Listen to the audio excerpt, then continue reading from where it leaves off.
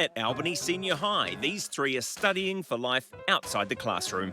I can see you driving that. Their school offers classes in what it calls Adulting 101. See, look, this one's got 80,000 Ks. Today's lesson, buying your first car. That seems too good to be true.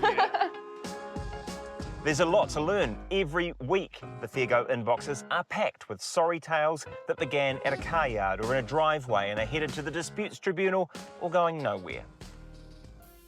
To be honest, it's revision for these guys. Each one of them has already taken the plunge about 11 months ago and bought their first set of wheels. I bought the car for $5,000. $7,000. I paid $5,800 for it. Rebecca went to a lot of car yards. I knew that I wanted a small and economic car. We took it for a test drive and it had a pretty good history on it. Mackenzie bought private, but not from a total stranger. The car we bought off one of my dad's colleagues. We knew that they didn't really drive it around a lot because it was just one of their backup family cars. Matthew carts around a lot of sports gear. So I knew I really wanted a car that had lots of space. We took it to one of our family friends who does car maintenance. He helped us out, he looked around at it and made sure everything was safe.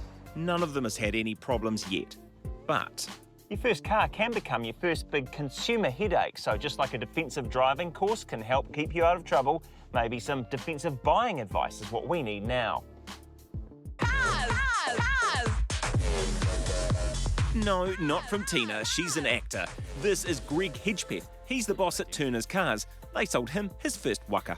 With my father, he helped me buy the car at auction, a little Honda Civic. Now, Greg's agreed to let me try to sell him a car so you can hear the kind of questions a pro asks when they're buying. Yeah, she looks all right. He's softening me up.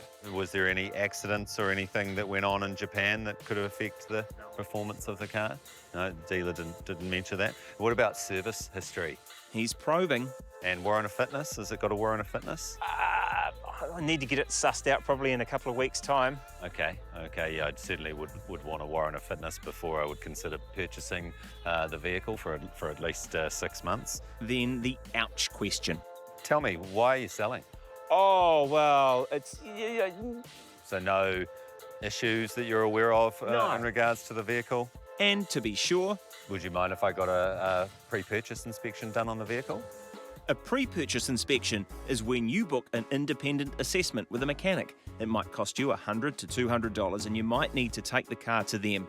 If the seller's reluctant to let you get one, That's definitely a red flag, I would say. even with that inspection, there are no guarantees, which is when Fairgo hears about it. It is difficult to find every issue on a car. There's a lot of mechanical working pieces, a lot of those are encased, and aside from actually taking apart the engine or taking apart the transmission, it's really difficult to know. So your best protection might be to know your rights. If you bought from a dealer, It comes down to what's fair and reasonable in relation to the age of the vehicle, the mileage, the condition of the vehicle, that is shown by, I guess, the price that was paid for the vehicle. So when looking at all of those things, you have to say, is it fair and reasonable that this car would have this issue within that time frame since purchase? for our trio, it's been a year of trouble-free motoring, so would they still feel confident to go back to the seller now with a problem? Probably not now because I have had it for a wee while. No, I wouldn't actually.